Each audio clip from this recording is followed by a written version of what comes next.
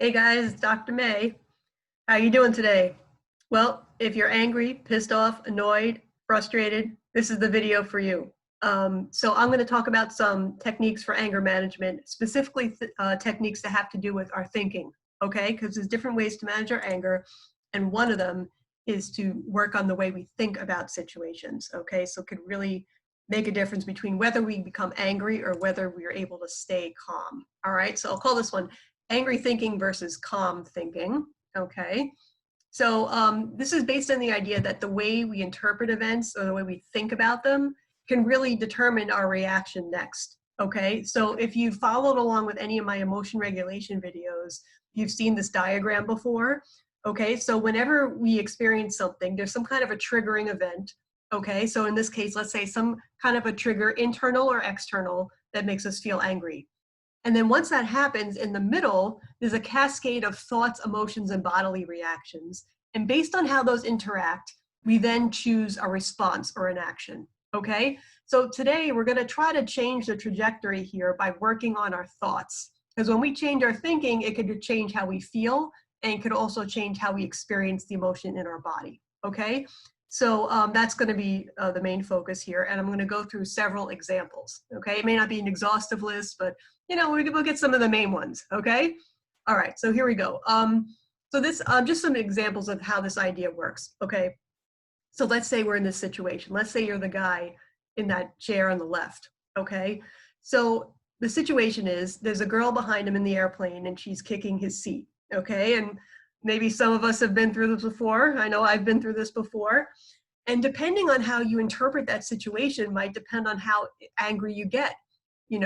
So if you're thinking about it in terms of, what's the matter with these kids, and don't they learn how to behave, and where's the parents, and they're doing this on purpose, and she's so disrespectful, and we kind of work ourselves up into it, right?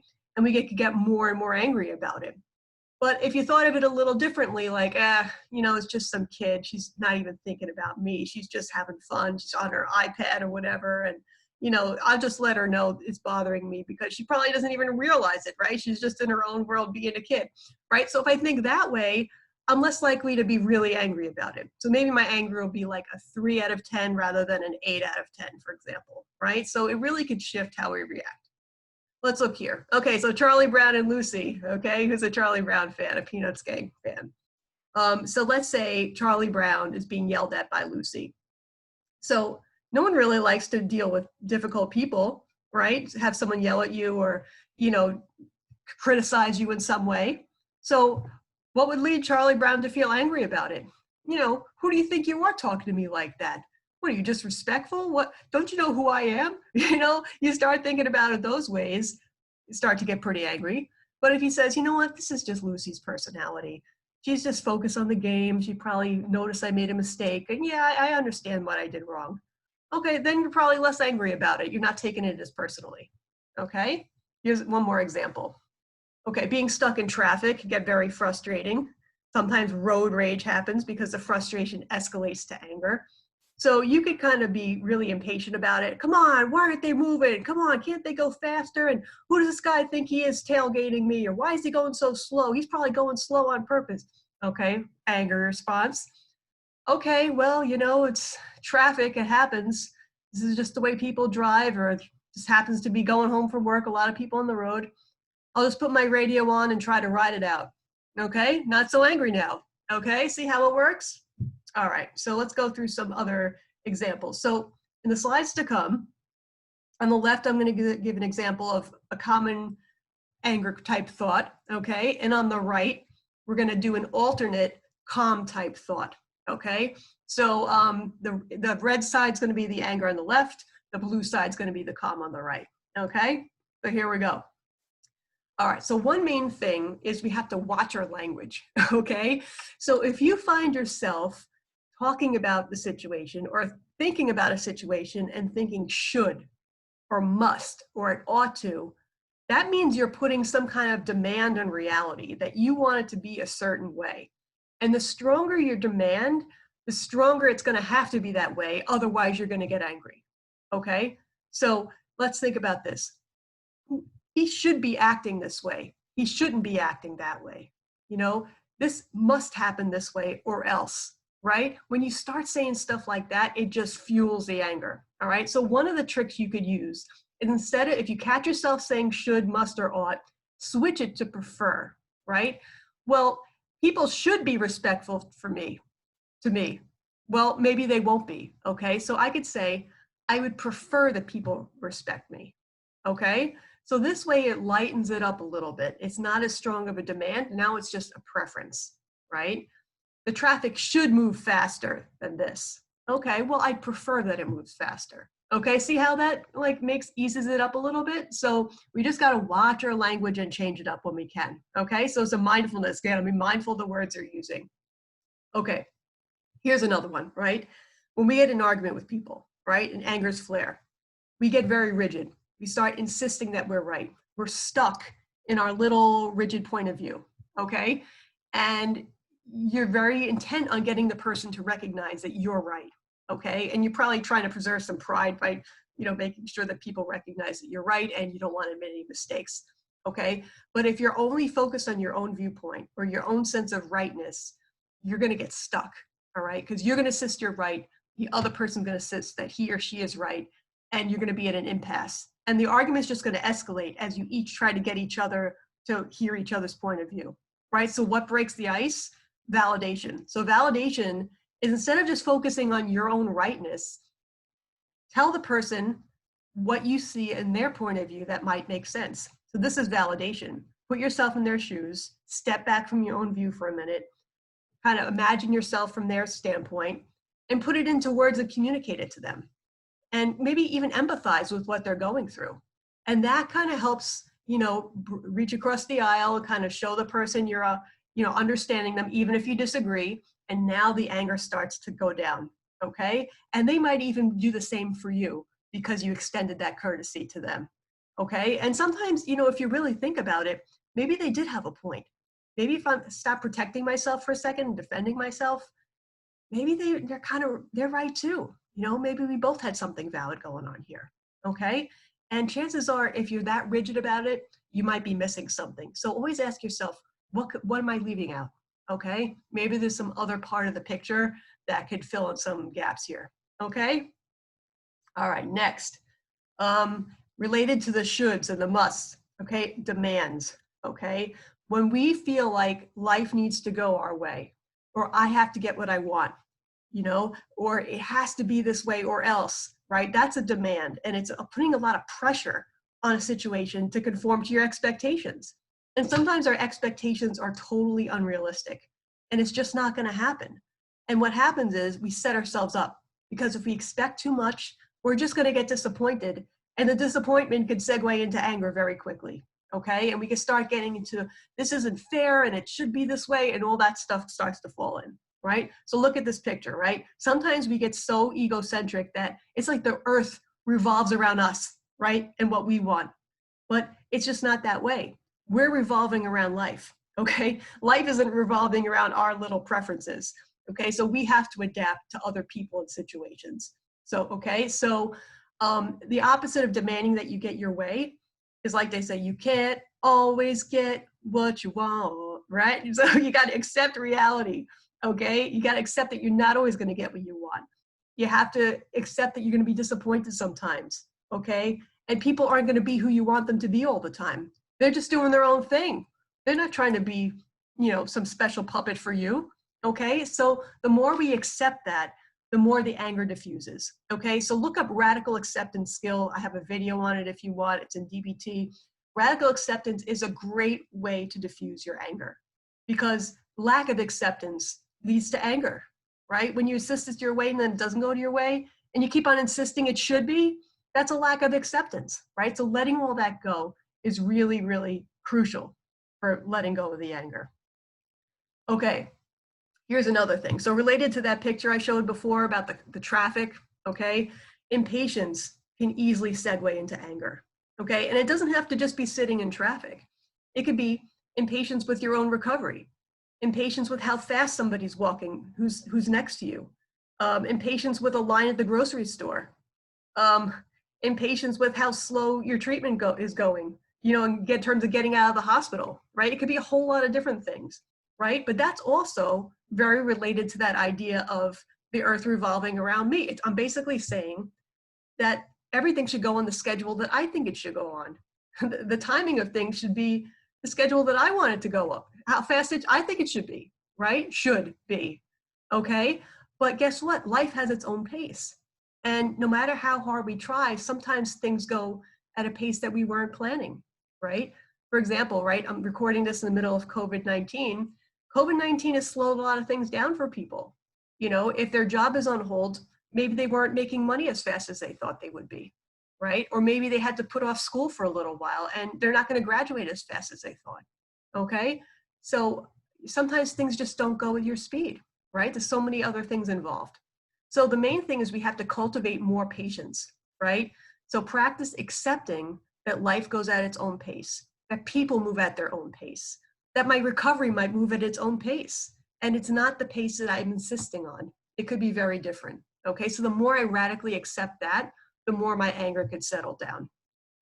Okay, next. All right, if you're a DBT person, you should be familiar with this one. Okay, so judgmental thinking is like throwing logs on your emotional fire.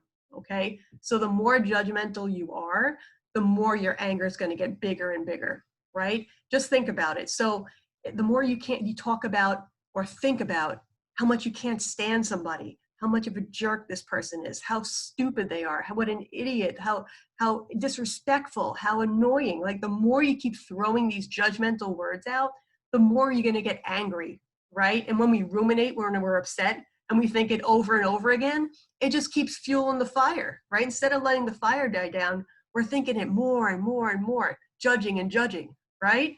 So that's just making the anger 10 times worse, okay? So we want to move into non-judgmental thinking, right? Instead of judging, try to describe it in a neutral way, right? What's the actual behavior I'm observing? What's the actual situation I'm observing? If I was like a reporter, not maybe today's version of a reporter, but like an actual objective reporter or a fly on the wall, what would I actually be seeing? Minus the judgment words, okay? And thinking about it that way is going to reduce the anger, okay? And you can even make it go a step further, try to make it empathic, try to understand what's going on rather than judge it. Try to imagine yourself validating the person. Try to think of it from the other point of view. Be open-minded about what it could be about or what could be going on. Maybe someone who's acting out is really in pain, and that's the only way they know how to express it, right? If we really think about it, we can release some of the judgments, okay? So very, very important. Okay, here's another huge one. Taking things too personally. Ugh. Again, it's like that earth revolving around us, right? But guess what? Not everything has to do with us. You know, sometimes people act the way they act for reasons that have nothing to do with us, but we're taking it personally as if it's directed to us. And even if it is, sometimes it still says more about them than it says about us. The fact that they're acting a certain way has to do with their history, their skills or lack of skills, their opinions, their upbringing, right? It has so much more to do with them, right? So we have to just try to like take it for what it is without making it all about us, right? Another thing I hear sometimes from people is like, they're treating me this way because they're trying to test me, right? Especially at the hospital. You know, I think they're frustrating me on purpose because they're trying to test me, trying to see if I act out or not. Okay, well, I'll tell you, as somebody who's worked in a hospital for a long time, that's not the case. We're not trying to test anybody, okay? Things come up. Life gets hard sometimes. Life is, okay, figuring out how to manage different situations and be resilient. That's your life test, okay? Life isn't doing this to you, okay? So we have to start wiping away that idea that we're not as special as we think and things don't always happen directed at us, okay? So we have to just kind of take things for what they are and grow from them. Think of it like a learning experience rather than a personal attack, okay? Sometimes that's a good way to flip it around. Okay, here's another one. So if your anger is going to start to bubble over into action, okay, especially aggressive action or something that's going to create more problems for you, this is seriously important to remember, okay? So thinking about consequences, okay? When you get into such a state of anger or just emotional mind in general, you get to a point where you stop caring about consequences, right? We call it the efforts, right? I'm not going to say the word just for, just to be polite. But basically, if you get to the point where you think, I don't care anymore, or F it, then you're much more in danger of acting out. Whether it's hitting somebody, arguing with somebody, saying exactly what's on your mind, hurting yourself, whatever it is. If you get to the point of F it, you're in trouble. Okay, so you have to find a way to bring yourself back. You have to remember, what's the consequence that I actually care about?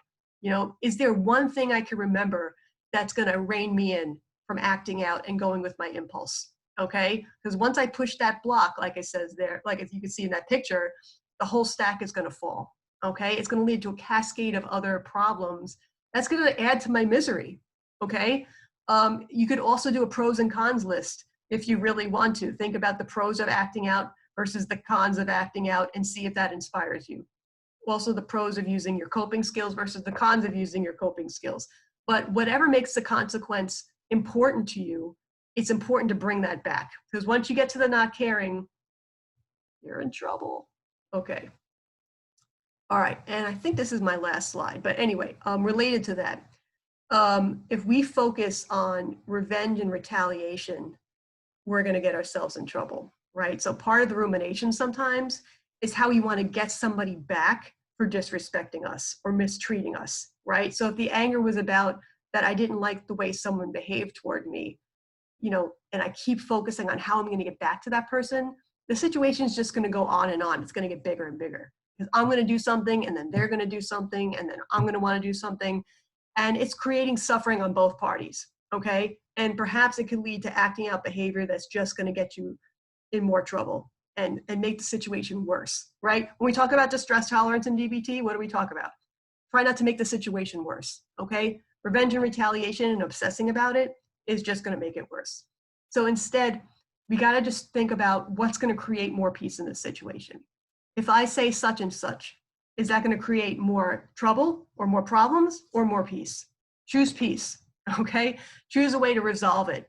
Or if you're not able to resolve it with the person, you have to personally try to let it go, okay? Sometimes we want to hold on to our anger because it makes us feel more in control, or it makes us feel like we're doing something, or makes us feel more powerful. But it's like not the best payoff though, because we're suffering, okay? We have to give ourselves permission to let the anger go, okay? And to choose the peace and resolution over that, okay? We also have to remember, it's better to be effective than to be right, okay? We hold on to our anger sometimes because we're insisting that we're right and we don't want to let that go. But sometimes it's better to just be like, whatever, okay? I just want to be effective in terms of my own happiness.